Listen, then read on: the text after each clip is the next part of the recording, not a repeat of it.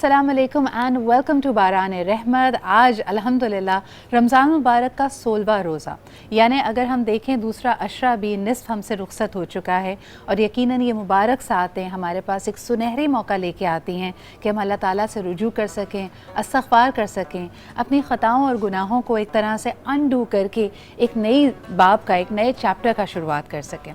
तो बड़ा अहम है जी कि इन दिनों को हम साथ लेके चलें, क्योंकि वक्तन फ़वक्तन ये बात की जाती है कि वक्त जितनी तेज़ी से गुज़र रहा है और जितनी तेज़ी से तब्दील हो रहा है, वाकई हमारे बस में कुछ नहीं है।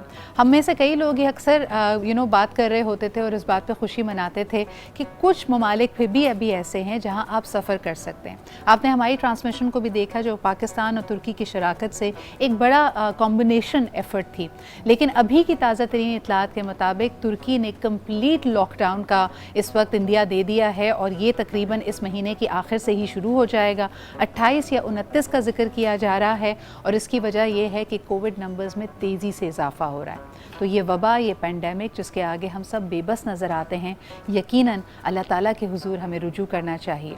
लेकिन इसके अलावा भी अगर हम पेंडेमिक की बात ना भी करें, कई ज़िंदगी के ऐसे मामूलात होते हैं, कई ऐसे एक्सपीरियंसेस होते हैं जो हमें एक दफ़ा फिर बावर करा देते हैं कि वाकई हमारे अगले लम्हे का, अगले पल का हमें कुछ नहीं पता।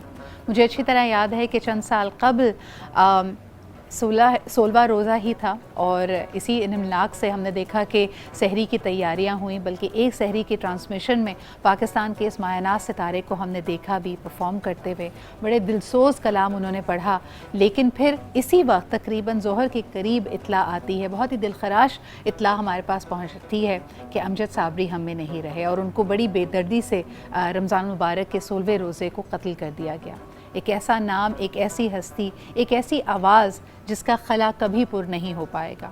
और यकीनन मेरे ख़्याल में अरसा गुज़रता है और आप मुल्कों भी घूमें तो आपको ऐसे लोग नहीं मिलेंगे, ऐसे नायाब लोग जिनकी एक ख़ास रुग़बत है, एक ख़ास रूहानियत है, ना सिर्फ उनके कलाम में बल्कि उनका एक अपना ख़ास नाता था अहले बैत और अहले अतार से।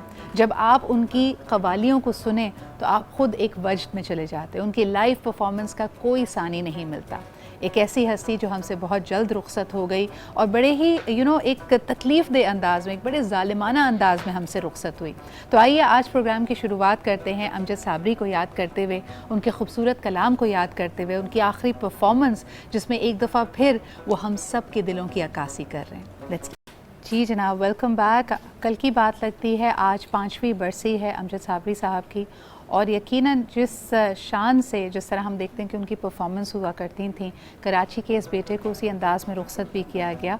प्री कोविड ज़माना था, लेकिन किस तरह इस शहर ने उमड़ कर एक वालेहाना अंदाज़ में अपने प्यारे को रुखसत किया, उसकी कोई मिसाल हमें नहीं मिलती। इसके अलावा मैं आपको पर्सनली बताऊँ, अमजद भाई से मैंने एक चीज़ सीखी थी। मेरी उनसे आखिरी मुलाकात उस साल के मुहर्रम में हुई थी और अमजद भाई के बारे में मशहूर था कि वो जो इमाम हुसैन की सबील थी वो ख़ुद लगाते थे। वो कहते मैंने सिदरा 5 लीटर दूध से या 10 लीटर दूध से शुरुआत की थी, अब कई सैकड़ों दर्जन लीटर से हम देखते हैं कि उसको वो काफ़िला है कि चलता चला जाता है। और ये वो एक ख़ास बरकत थी, जैसा मैंने पहले भी ज़िक्र किया कि एक रुग़बत अहले बैत अहले अतार से उनकी थी। अल्लाह ताला उनको जवार रहमत में जगह दे। एक छोटा सा ब्रेक लेंगे, वापस आएंगे, ज़रा बात करेंगे कोविड के हवाले से भी। तुर्की में कंप्लीट लॉकडाउन का ऐलान किया गया है, ख़ित्ते में क्या सूरत हाल है, और दूसरा जिस तरह के पाकिस्तान में भी बार बार हमारी हुकूमत कह रही है कि सिर्फ तोहफ़ा तन दी हुई या इमदादी तौर पे दी हुई कोविड वैक्सीन्स पे हमारा इन्हिसार नहीं है, हम यकीनन अपनी एक हिकमत अमली बना रहे हैं। इस पे भी बात करेंगे। उसमें आप और मैं किस तरह हिस्सा डाल सकते हैं। नंबर 1, साहिब हैसियत लोग खुद वैक्सीनेट करें। दूसरा, ये एहतियात फिर भी लाजिम है, हर शख्स पर लाजिम है। SOP, समाजी फासले और हाथों को बार बार धोना। एक छोटा सा ब्रेक लेते हैं, विल बी राइट बैक।